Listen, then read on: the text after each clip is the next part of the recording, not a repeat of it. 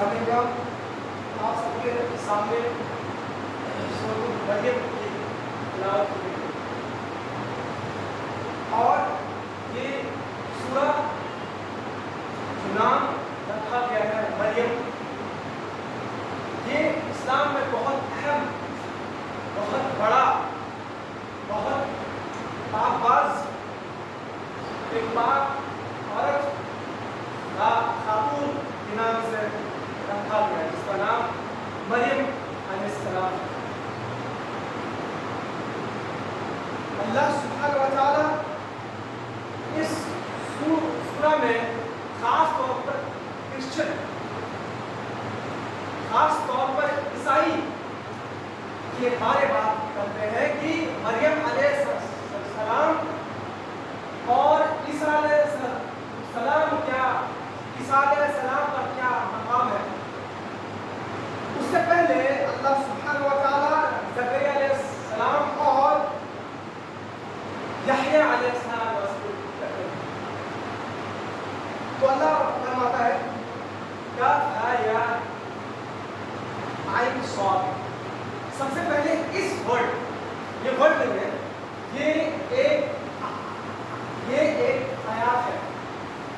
आपको जान के ये हैरानी होगी कि अच्छा, आप ये जान के ये हैरानी होगी क्या आइन सॉद, क्या ये एक सेंटेंस, क्या ये एक आयात हो सकता है। अगर देखा जाए कुरान को छोड़कर किसी भी जबान में ये एक सेंटेंस, ये एक जुमला पूरा हो ही नहीं सकता है। अगर हम अंग्रेजी में बोले ABCD, ये एक सेंटेंस बिल्कुल नहीं, ये एक जुमला बिल्कुल नहीं। जुमला उसे कहते हैं जिससे कुछ सेंस हो, जिससे कुछ हम जान पाए, जिससे कुछ बातें हमें समझ में आए, उसको बोलते हैं जुमला। लेकिन कुरान ने ये ग्रामर को, कुरान ने इस कायदे को तोड़ दिया और अल्लाह ने फरमाया अलिफ लाम मीम रा। और आप सूरह बकरा में अलिफ लाम मीम सॉद काफ वल कुरान यासीन, ये सब क्या है? इसको बोलते हैं हुरूफ मुक़त्तआत, जिसका मतलब अल्लाह के सिवा कोई नहीं जानता। यहाँ तक कि अल्लाह ने अपने नबी मोहम्मद रसूलुल्लाह को भी नहीं बताया। इसका असल मकसद क्या है? बहुत सारे तफसीर में इसका अलग अलग इंटरप्रिटेशन, अलग अलग मीनिंग, लेकिन एक जो बहुत अच्छा है वो है कि जब अल्लाह कुरान, अल्लाह क्या रहमान अल्लमा कुरान खलक़ल इंसान, कि अल्लाह कौन है? रहमान कौन है? जो अल्लमा कुरान, जो कि कुरान, जिसने हमें कुरान सिखाया, खलक़ल इंसान, जिसने हर इंसान को पैदा किया।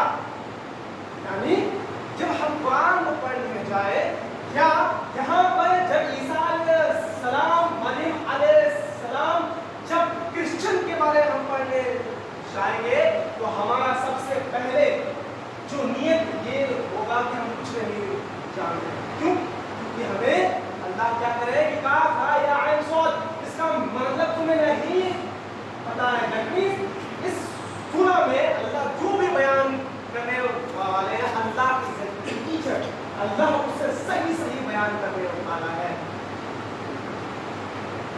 यानी इसका एटीट्यूड हर मुसलमान का ये नियत ही होना चाहिए कि जब भी वो कुरान को पढ़े उसके ज़हन में ये आए कि अल्लाह मैं कुछ नहीं जानता, या अल्लाह आपका हिकमत हमारे माइंड से, हमारे ब्रेन से कहीं ज़्यादा है। अगर ये एटीट्यूड है तभी हम कुरान को पढ़ पाएंगे। सो अल्लाह उसके बाद फरमाता है क्या है या आइन सॉद, यह है तेरे परवरदिगार की मेहरबानी, जिक्र जिसने अपने बंदे ज़करिया अलैहिस्सलाम पर की थी, जबकि उसने अपने रब से छुपके दुआ की कि ऐ मेरे परवरदिगार, मेरी हड्डियां कमजोर हो गई हैं और सर बुढ़ापे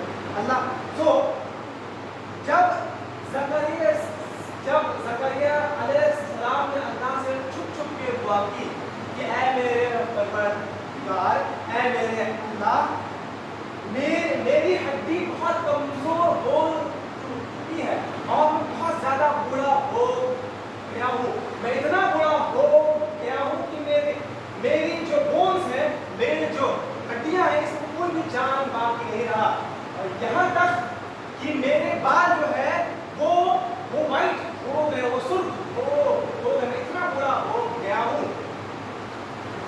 اور لیکن میں برا ہو گیا ہوں, پھر بھی میں کبھی بھی آپ سے جب بھی میں نے دعا کی ہے آپ نے میری دعا کو قبول فرمایا. یعنی اس کے بعد مجھے اپنے مرنے کے بعد اپنے قرابت والوں کا ڈر ہے, میری بیوی بھی بانجھ ہے, بس تو مجھے اپنے پاس سے ایک وارث عطا فرما. یعنی زکریا السلام اللہ سے دعا کر رہے ہیں, یا اللہ مجھے ایک پاک باز, ایک بچہ عطا فرما. کیونکہ مجھے ڈر ہے کہ جو میرے اسلامک ٹیچنگز ہے اس کو آگے کون فارورڈ کرے گا, وہ کون اللہ کے احکام کھول کر لوگوں کو بتائے گا. سب سے پہلی نوٹ کی بات ہے, یہاں پر زکریا السلام 80-90 کی ایج میں پہنچ گئے اور اللہ سے دعا کر رہے ہیں, یا اللہ آپ اپنے رحمت سے مجھے ایک پاک بچہ عطا فرمائیے. حالانکہ میں بہت بڑا ہو چکا ہوں, 80-90 سال میری عمر ہو چکی ہے, اور یہاں تک میری جو وائف ہے وہ بھی بانجھ ہے, اس سے کوئی بچہ نہیں ہے. اور یہاں اور بھی کہتا ہے اللہ میں نے جب بھی آپ سے دعا مانگا ہے آپ نے کبھی اس سے رد نہیں کیا ہے, آپ نے مجھے اس سے کبھی محروم نہیں کیا ہے. زکریا السلام کا ایج 80-90-100 ہو رہا ہے, اور وہ اللہ سے کہہ رہے ہیں کہ اللہ میں نے جب بھی آپ سے دعا مانگی ہے میں کبھی بھی محروم نہیں ہوا. تو کیا زکریا السلام اپنے جب جوانی میں تھے کیا تب وہ اللہ سے دعا نہیں مانگتے تھے کہ اللہ مجھے ایک پاک بچہ دے دیجیے؟ obviously مانگی. مطلب اگر ہمیں کچھ چاہیے تو ہم آج تھوڑے مانگے, ہم کب سے وہ مانگے.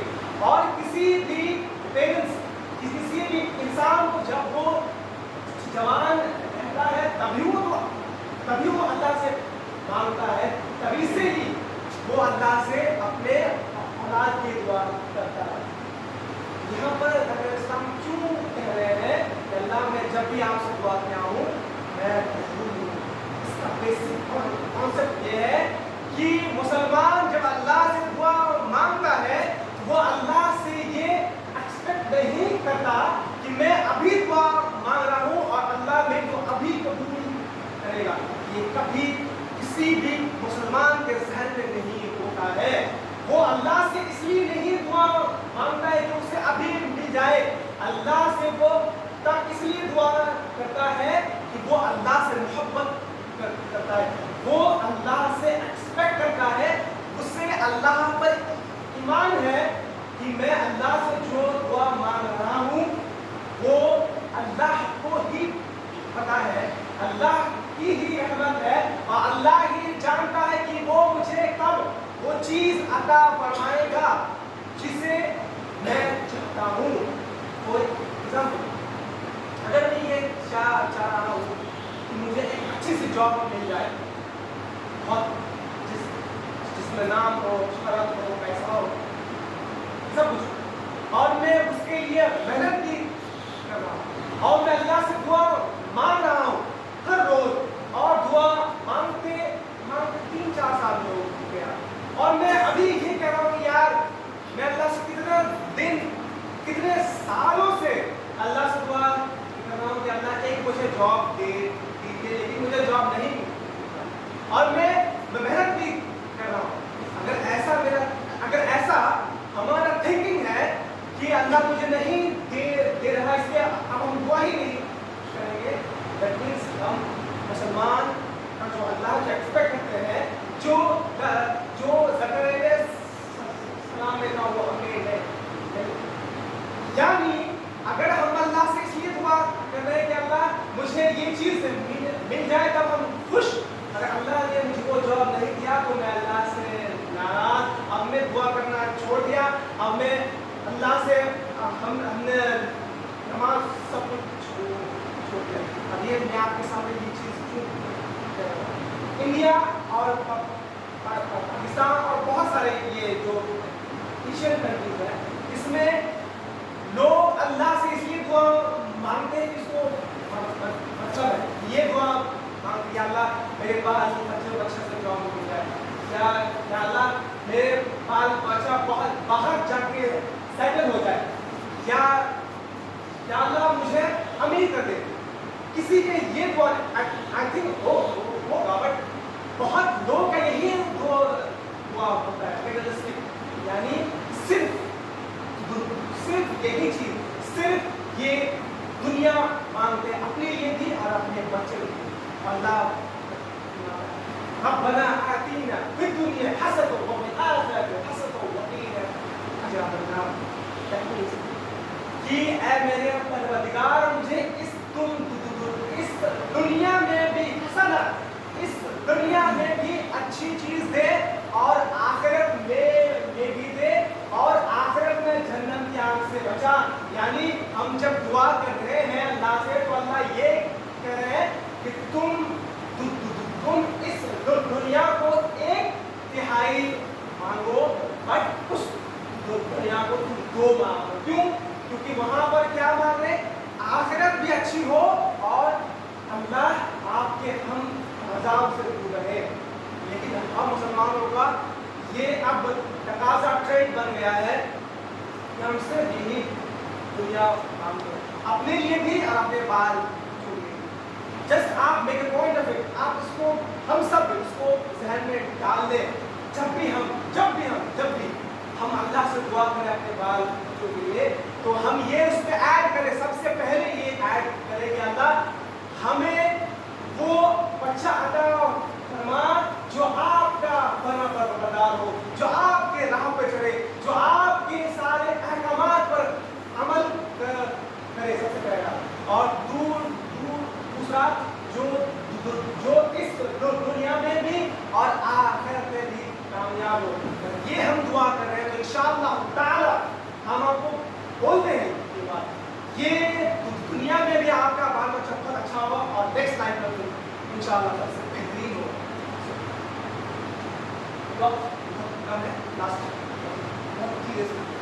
सो हम ये कहना चाह रहे हैं कि हमारा ये मुसलमान का यही सबसे बड़ा लाइफ का सबसे बड़ा एम होना चाहिए कि हम अपने औलाद को इस अल्लाह से करीब लाएं। और उसके लिए हम क्या करेंगे, हमें खुद तो कुरान पढ़नी पड़ेगी, और कुरान में जैसे पेरेंट्स के बारे में कहा गया है, याकूब अलैहिस्सलाम जब उनका दम निकल रहा है, तो अल्लाह से वो अपने बाल बच्चों से कह रहे हैं कि मैं तो जा रहा हूँ, बट इन्ना शिर्क लाज़िम व कुल्लुन अज़ीम, बट ए मेरे प्यारे बच्चों ये याद रखना सबसे बड़ा जुल्म शिर्क है, तुम अल्लाह के सिवा किसी को शरीक मत करना, और किसी से भी किसी का हक माल या कुछ भी ना करना। बहुत सारी बात।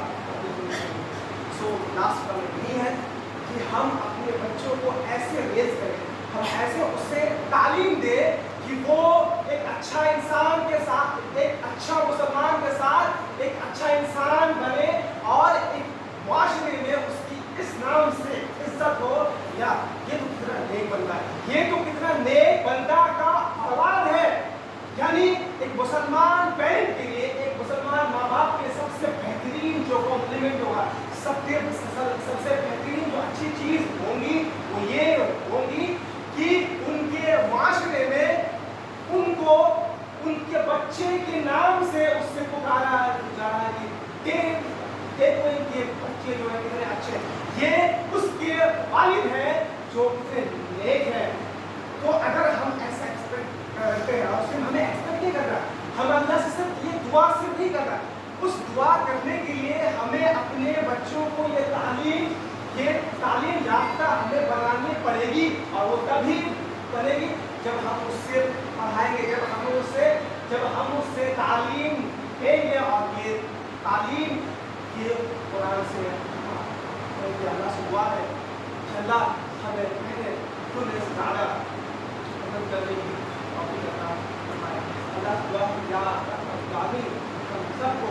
ہمارے باپ فادر ہمارے